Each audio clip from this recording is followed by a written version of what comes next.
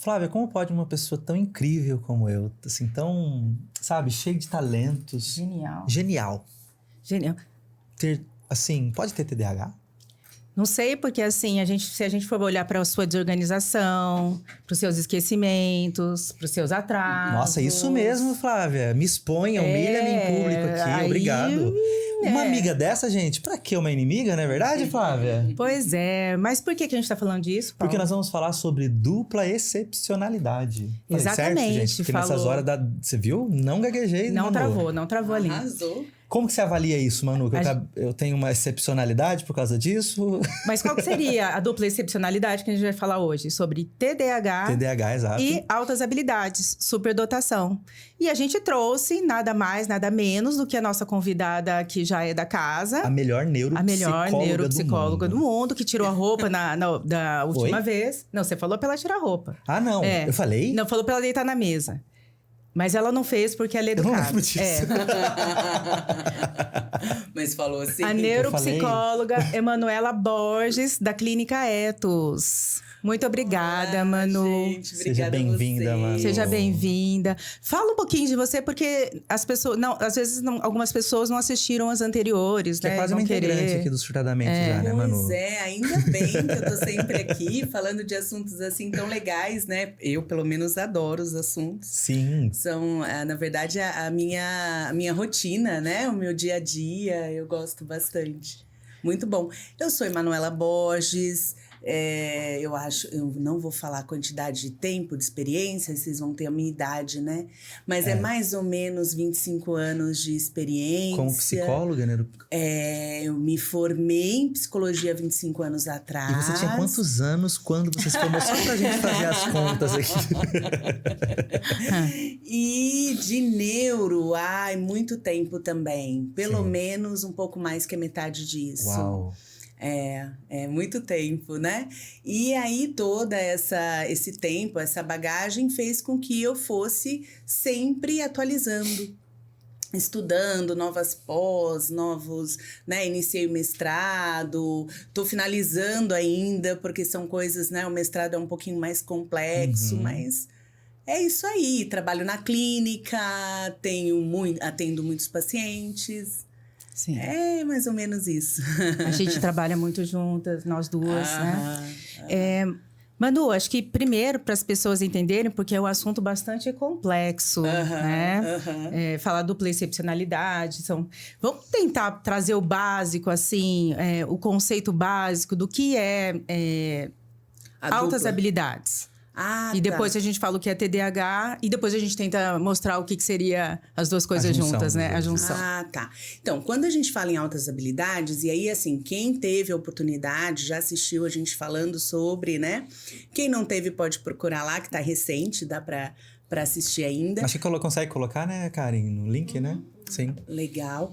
Mas a gente está falando de uma funcionalidade, né? Uma habilidade exclusiva. Então, esse indivíduo, ele vai ter algo de funcionamento maior que 90% da população em relação a isso. Então, a gente não... antes, a gente tinha uma métrica que era através dos resultados de inteligência, os testes de inteligência. Hoje a gente sabe que não está ligado a isso, né? Não somente a isso. Então, alguém que tem uma habilidade, uma funcionalidade acima da grande maioria das pessoas. E ela se destaca por isso. Inclusive no público de alto desempenho. Então, não adianta, por exemplo, né? Fazendo aqui uma explicação muito rápida, se a gente for para faculdades de alto desempenho, por exemplo, ITA, a gente vai encontrar a grande maioria das pessoas ali muito inteligentes. Não significa que todos têm altas habilidades, né? É alguém que se destaca naquele público, no público de alto desempenho. Agora, falando de uma alta habilidade cognitiva, né? Sim. Que a gente tem tantas outras, musical, artística, e aí? Sim, e aí vai. E assim, e vamos falar um pouquinho do TDAH também, né? Porque assim, uma pessoa pode ser extremamente, que você tá falando, né? Totalmente diferenciada, com um desempenho extremamente diferenciado, mas traz também as dificuldades, as limitações de alguém que tenha o transtorno de déficit de atenção e hiperatividade, né? Então, assim, o que seria o TDAH de uma maneira básica também para a gente... Então, transtorno de déficit de atenção e hiperatividade, é esse o nome, né, do TDAH, é um transtorno do neurodesenvolvimento. E aí a gente tem prejuízos atencionais, né? E nós temos também prejuízos funcionais, por conta dessa porta de entrada, que a gente vai chamar de memória operacional. Então, a grande maioria, não são todos, existem algumas exceções, mas a grande maioria tem dificuldade daquela atenção rápida, que a gente chama de memória de trabalho ou memória operacional, né? Então, essa memória muito, assim, eu falo um número de um telefone, né? As pessoas que têm esse déficit, na verdade, essa dificuldade em relação ao transtorno do neurodesenvolvimento, ela não consegue captar e associar as informações de uma forma tão rápida quanto a grande maioria das pessoas. Então, ela tem um prejuízo funcional, ela tem um prejuízo executivo. E aí, a gente pensa um pouco como ficaria uma pessoa que tem uma habilidade muito grande e, ao mesmo tempo, um prejuízo em alguma outra habilidade. Quer dizer, ela não é nem razoavelmente média, ela é abaixo da média numa funcionalidade. Sim. Como que essas duas coisas juntas? Porque parece que é antagônico, né? Assim, quando a gente olha, né? Parece que são opostos, mas numa mesma pessoa. Sim. A impressão, assim... né? Mas, assim, é paradoxal, se você for ver, né? E é por isso, né? Uma curiosidade rapidinha. Olha, eu adoro falar sobre essas coisas. É por isso que a gente fala de dupla excepcionalidade, né? Você falou muito bem, até rápido, excepcionalidade. Muito bom. Faço o fono. Porque a gente está falando primeiro que um é diagnóstico, né? O outro não, que é altas habilidades, a gente não fala de diagnóstico. Mas a gente está falando de um transtorno do neurodesenvolvimento que é associado. Então, por que a gente não chama de... Isso aí é bem interessante. Por que a gente não chama de dupla excepcionalidade quando é linkado a um transtorno de personalidade ou um transtorno de humor? Porque tanto um quanto o outro não acarreta cognitivamente, não tem prejuízo cognitivo. O transtorno de neurodesenvolvimento tem prejuízo cognitivo. Sim. Então, tem uma alta habilidade e um prejuízo no mesmo cérebro. Então, na prática, a gente está falando de alguém que tem habilidades cognitivas acima, então tem mais criatividade, tem uma capacidade de raciocínio mais rápido, de contextualizar o ambiente, de lidar com a flexibilidade mental. Tem mais flexibilidade mental. Sim. Mas num contexto que existe uma disfunção também. Em alguma área relacionada... que dá uma freada no desempenho dessa pessoa, né? Perfeito. Então, assim, vamos fazer exemplos, assim, de como seria, por exemplo... Uma pessoa que tem uma excelente capacidade de matemática. Uma criança. Só que é aquela criança que esquece a mochila todo dia da escola. Sim. E é tão interessante, né? Às vezes a gente vê pessoas, inclusive, na área de comunicação. Ou gênio desorganizado, né? O gênio desorganizado. Aquela pessoa que sabe falar muito bem, se posiciona muito bem, mas tem alguém ali na plateia que faz uma pergunta, termina a pergunta, ele não lembra a pergunta que foi feita. Né? Então, assim, como é que ele vai terminar? Como é que ele vai explicar?